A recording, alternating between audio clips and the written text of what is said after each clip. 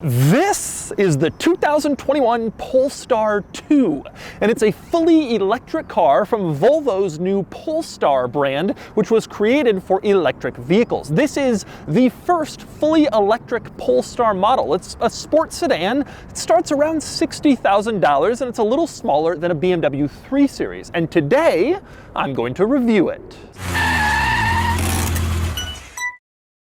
Before I get started, be sure to check out Cars and Bids, which is my new enthusiast car auction website for cool cars from the modern era. We've had some great sales recently on Cars and Bids, including Tesla. We've done incredibly well selling Tesla models on Cars and Bids. Model S, Model 3, Model Y, Model X, all of them. We've sold them all on Cars and Bids, and you can see here some of our Tesla results. They've all been fantastic, and we've done very well with Tesla. So if you're looking to sell your Tesla or any other interesting or cool car from the 1980s and up, Cars and Bids is the place to do it. You'll get the most views, the most bids, and the most interest. And if you're looking to buy a cool car from the modern era, check out Cars and Bids with an amazing selection and daily auctions at carsandbids.com. So let's talk Polestar 2.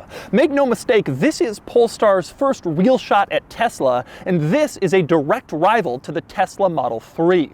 This starts around $60,000. It comes standard with all-wheel drive, and it's fully electric with a range of about 235 miles. It also has some pretty impressive numbers. It has just over 400 horsepower and just under 500 pound-feet of torque, allowing for a 0 to 60 time of around 4.7 seconds. So the question is, what's better, the Polestar 2 or the Model 3? Today, I'm going to review this car. I'm going to try to find out. First, I'll take you on a tour of the Polestar 2 and show you all of its interesting quirks and features. Then I'll get it out on the road and drive it, and then I'll give it a DougScore.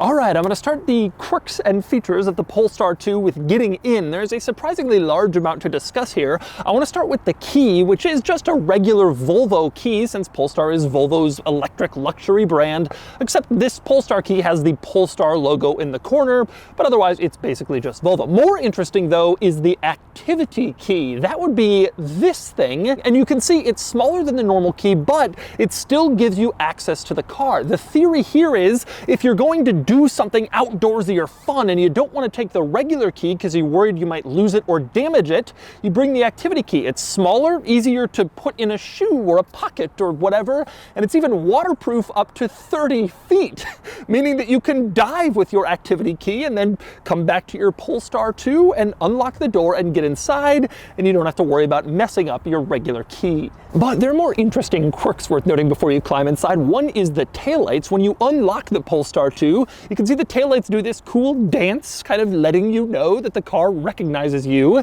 and it's just neat to see. More and more automakers are doing these lighting dances when you approach the car, but this is kind of a cool one. Also cool with the lighting on the outside of this car, when you approach it, you can see a Polestar logo in the sunroof on top, lighted up when you walk up to the car. That just looks cool.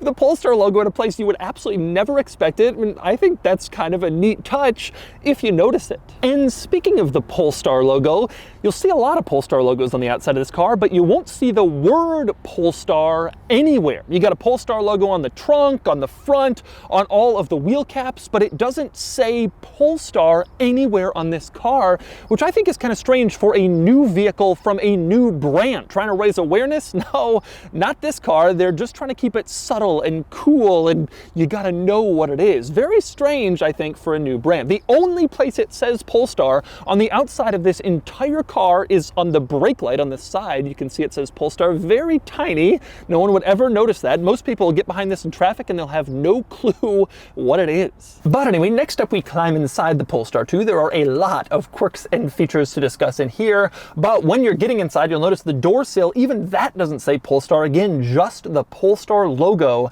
They are really keeping it subtle on this car. You really have a hard time figuring out exactly what what it is. But you climb inside, and to start the car, you just kind of go. There's no start button. You don't put a key anywhere. You just kind of get in. It recognizes you're there. You shift into drive and you go. There's no starter or stopper, frankly, to turn it off. You just put it in park, walk away, and it turns off automatically. A little bit hard to get used to, but that's how it works. But anyway, once you get in, to get going, you just shift into gear using this weird gear lever. It's like a strange hexagon with a hole through the center and an illuminated Polestar logo at the bottom. I must say, I actually kind of like this gear lever, but it's certainly a little unorthodox for an unorthodox car. Now, next up, I want to move on to technology, because that's a big part of this new crop of electric cars, especially when you're competing with the Model 3, which has some fantastic technology. In the center, you have this large screen that is very different from screens in other Volvo models. The Polestar 1 had pretty much a Volvo system. This is a totally new thing, completely new generation, and it's operated very differently. This is your home screen. You can see it's divided into 4 sections. You have your navigation system, you have your media player, your phone, and then you have a little assistant. You can tap it and I guess just tell it what you want it to do, sort of like Siri on Apple devices. Now, navigation is done through Google Maps, and I must say it is tremendously easy to use. If you use Google Maps, you just tap it, inputting a destination is easy, looking at the map, moving it around, everything very easy to use with the navigation system in this car, just tremendously simple and very responsive to your touch, which of course is really important. Now, on this home screen, you have your climate controls at the very bottom on this little strip.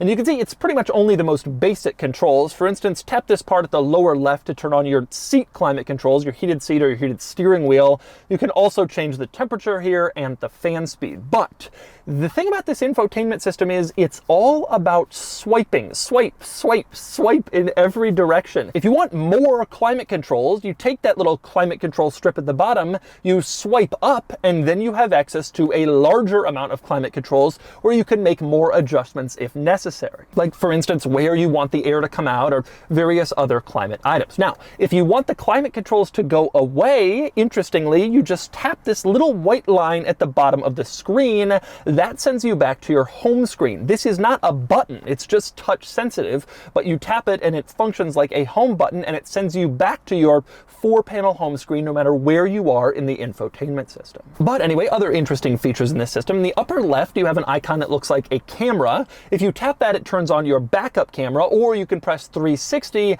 and turn on the 360 camera. It's a very large view that shows you all around the car, very crisp camera footage, and it shows you exactly what you want to see to make it easier for parking or navigating in tight spaces. Next up, the next icon along the top looks like a car, and if you press that, obviously, it allows you to adjust various different car settings. The first panel here lets you change driving settings, like, for example, the steering feel, if you want more precision or just lighter, easier steering feel. You can also adjust your one-pedal driving here if you want to turn that off or have it on, or even a higher sensitivity. So you have various car items that you can change here. The next tab lets you configure your assist system. So all of the different safety assist features that this car has, and they are numerous, you can configure here, turn them on, turn them off, or adjust their sensitivity, and that's pretty standard. In the next tab, you can adjust how much you want the car to charge. So you can set like a maximum charging point for the car. If you bring it up to 100%, it lets you know they only recommend charging it to 90% to try to save battery life, but you can go beyond the 90% if you want, and that lets you adjust exactly where you want the charging to go. The last part is the settings in the car. Nothing particularly interesting or weird in here, your typical car settings, although I do like, if you do like a vehicle check, it tells you that it checks the car and all is good with an exclamation point. All's good. Don't worry, Polestar 2, all is good in here. It's kind of a funny way to phrase it, but it's some nice casual language in your Polestar infotainment system. Anyway, your next icon along the top, these little boxes, that is your app section. You tap that and it shows you all the apps that the car offers for you. And I should remind you that at any time you can go back to your home screen by tapping this little white line at the bottom of the screen. So if you get on your app screen or somewhere else and you're confused, you don't really know how to get back, just tap the white line and you're back home. That's the basic tour of the infotainment system. Now, next up, I want to talk gauge cluster, which in this car, of course, is a full screen like it is on a lot of modern cars. Over on the left, you have your gear selection, nothing unusual there. You also have the speed limit for the road that you're currently on, again, pretty standard. And next up, moving into the middle, you have your current speed in large print, showing the speed you're currently traveling. Then next up, you have a little display that shows charge versus power on either side. If you're flooring it, that little thing lights up all the way over to power, whereas if you're braking and regen is going into the batteries to charge the car, then charge will be fully illuminated, and this kind of shows you what you're doing at any given time between power and charge. Now finally, over on the right, you have your battery state. Basically, it tells you what percentage battery life you have left and your current mileage based on your driving style and based on the current battery charge. Now, like a lot of modern gauge clusters, you can also put the navigation map into the gauge cluster. You tap this little button on the steering wheel, and then the map shows up very large in the gauge cluster, showing you where you're going. This can be especially helpful if you have navigation directions on, because then it's like right below where you're looking on the road, and you don't have to take your eyes off the road to look at the center screen. So you can have your map. Tap that icon again, and the map goes away. Whether you want it there or not, it's pretty much your preference. And by the way, if you're looking for a trip odometer, that can also appear with a button on the steering wheel. Tap this little circle button, and then your trip odometer pops out, letting you know your current trip statistics, mileage, that sort of thing.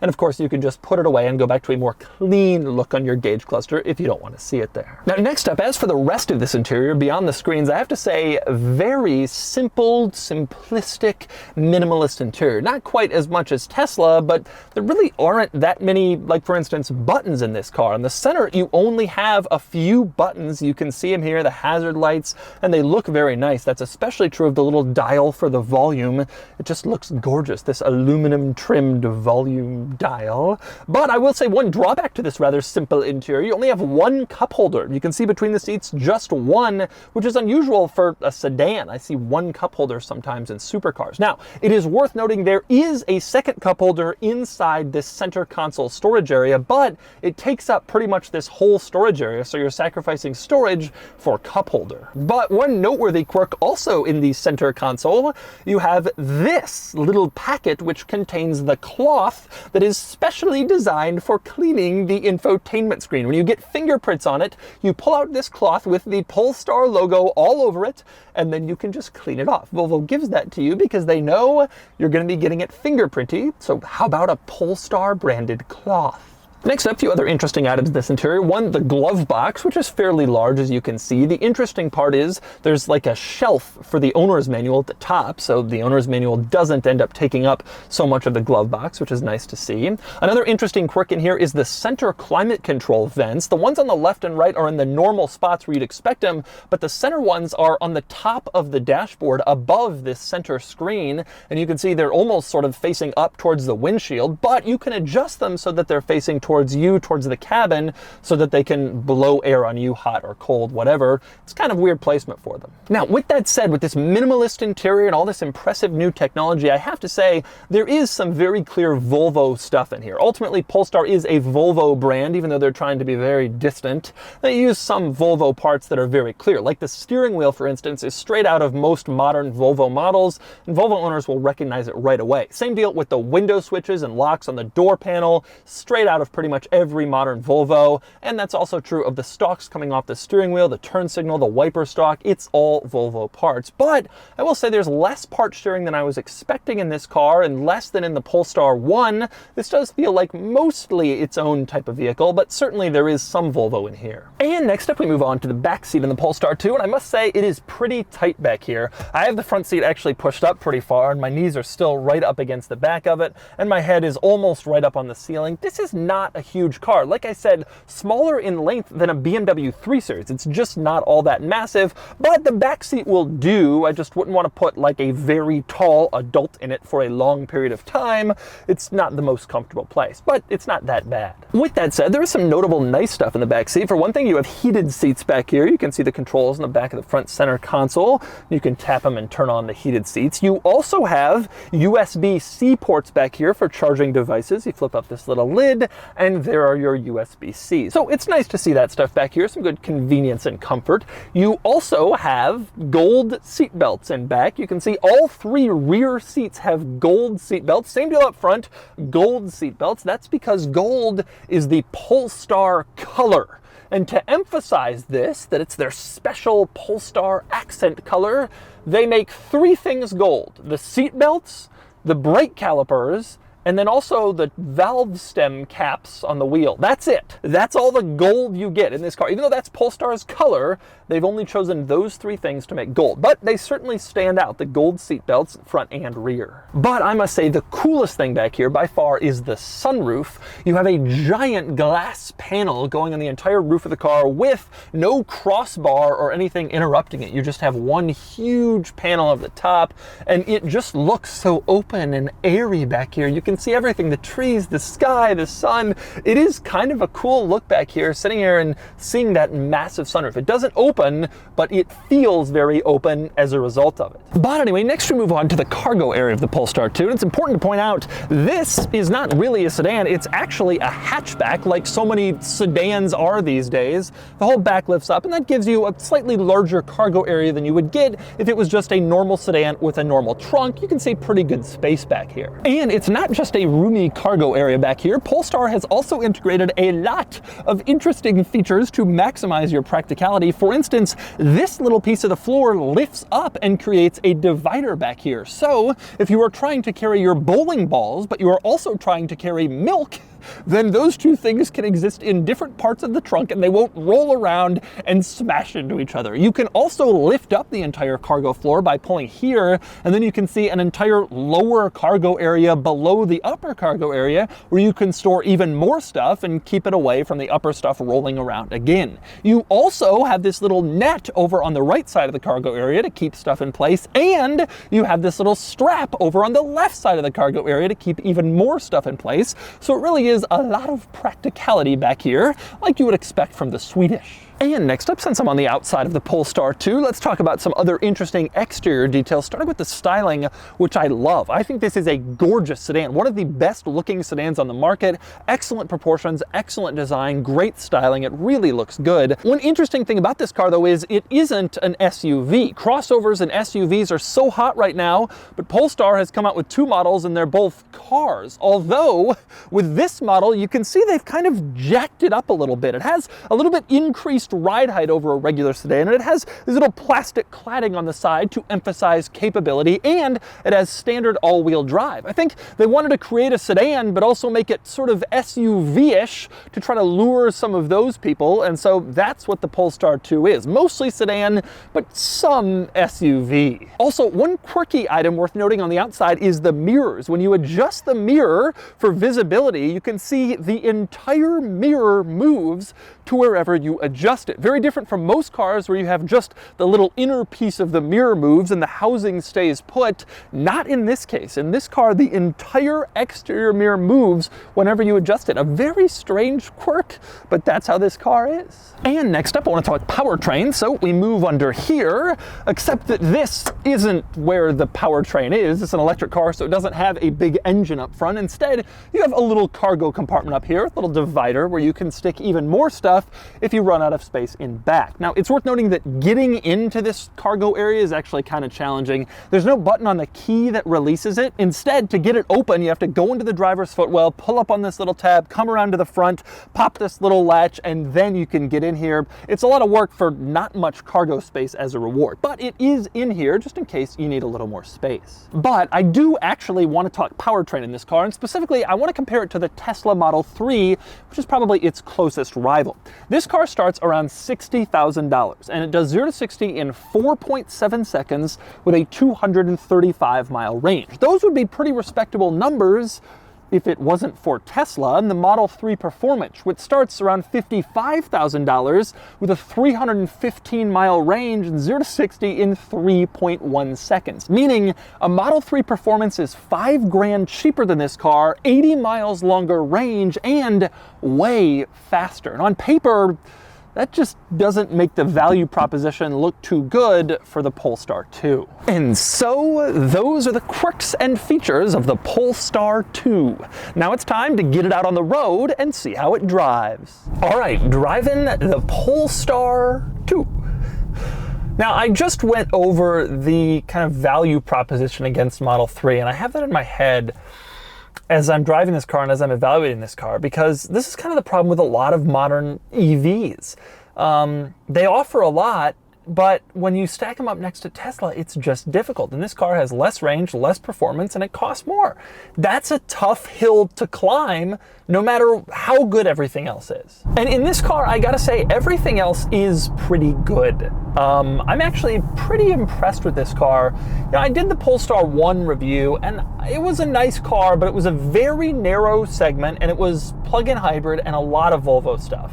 And it was very expensive. And so I didn't have that high of hopes for Polestar 2, but actually this is a pretty good car in a lot of ways. I love the tech, better than Tesla probably. I have to admit, I'm kind of over the whole Model 3 doesn't have a gauge cluster thing, especially since all these other rivals are coming out with EVs that have them, like the Mach-E Mustang, like this, and now even the new Model S interior. Well, guess what? They got a gauge cluster in there again, to really drive home the point, hey, maybe it's a nice thing to have. And I think that's a little bit annoying. And frankly, a lot of these systems have just improved so much that Tesla doesn't hold a distinct advantage anymore. And I think that that's really important to mention. These systems have been catching up to Tesla in large part. And this is a fantastic infotainment. It works really well. It's great. And then this car's other attributes are also pretty good as well. I think this car looks great. Probably the best looking EV, at least like practical EV yet.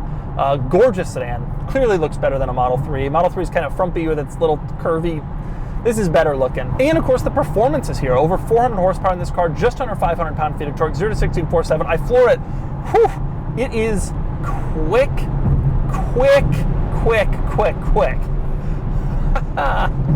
It's a fun car to drive. It is. It's pretty quick. And you can adjust the sensitivity of the steering. You can make it pretty sensitive to your movements, which, you know, benefits you. It makes it feel like it's a sharper car on the road. Ride quality in this car is pretty good. It's reasonably comfortable and reasonably quiet in terms of road noise and exterior noise. It isn't like a very nice luxury car. You still are hearing stuff, but it's about what you'd pay at this price point for a gas-powered car. It has about the same level of vibration, harshness, that sort of thing. Now, one interesting item about this car, they kind of jacked it up from a normal sedan, like I mentioned, to make it seem sort of SUV-ish. When you're driving the car, it does not feel like that. It just feels like you're driving a car. One pedal driving this car, very easy. You just accelerate like normal, but then you just get off the accelerator and the car slows down pretty quickly and pretty easily. It'll basically slow you down all the way to a complete stop, and then you can adjust whether you want the car to creep forward at stoplights or not, and if you don't, then it'll just come to a complete stop and stay there. Really, it's kind of an interesting thing, this car, because this is a very competent electric car, and I've driven two very competent electric cars recently, the most competent ones I've driven, the Mach-E and this. And the Mach-E is great, and this is very good, and they would both be unbelievably strong electric car efforts if it wasn't for Tesla. You look at Tesla and it's just difficult to compete there. Now, I think the Mach-E actually does directly compete, and in some ways is considerably better. This car has a little better tech, has definitely better styling. Is that worth an extra $5,000, losing range, losing performance? It wouldn't be for me. It's a great car, it drives really great, but I think this car only really makes sense if you can get a very good deal on it. I don't know what their deals are like or their incentives, but if you can equate this in price to a Model 3 performance, then it starts to maybe make a little sense. You do give up a little of the power for maybe a better interior, nicer looking car. I could see that. And so that's the Polestar 2. This car offers some real benefits over the Tesla Model 3, including exterior styling, interior quality, and some tech features. But Tesla remains more compelling for less money, and it's just impossible to ignore the value proposition the Model 3 has over basically every other EV. This gets close, but it doesn't quite get there. But now it's time to give the Polestar 2 a DougScore. Starting with the weekend categories and styling, the Polestar 2 is gorgeous, frankly, for a sedan, and it gets a 7 out of 10. Acceleration does 0 to 60 in 4.7 seconds, and it gets a 6 out of 10.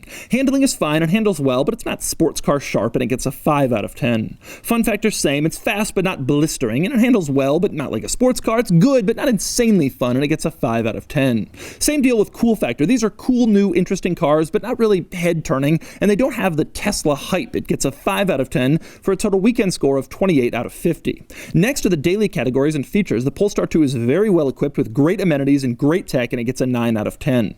Comfort is normal for a car like this, and it gets a 7 out of 10. Quality is excellent with good materials throughout, and it gets an 8 out of 10. Practicality is good. It has nice interior room and all-wheel drive, but a relatively lower range than some might want keeps the score limited to a 5 out of 10. Finally, value, and this is an okay value, but it's just hard to justify against Tesla models that seem to offer more for less. It gets a 5 out of 10 for a total daily score of 34 out of 50. Added up in the DougScore is 62 out of 100, which places it here against relevant cars. The Polestar 2 is an excellent vehicle, but the Model 3 performance is just seemingly unbeatable. The Polestar looks better, and it has arguably better tech, but the Model 3 performance is better in more places where it matters. It's faster, it handles better, it has a longer range, and it's less money. My heart prefers the Polestar 2. It's certainly more interesting than the Model 3 performance, but the Tesla is the better overall car.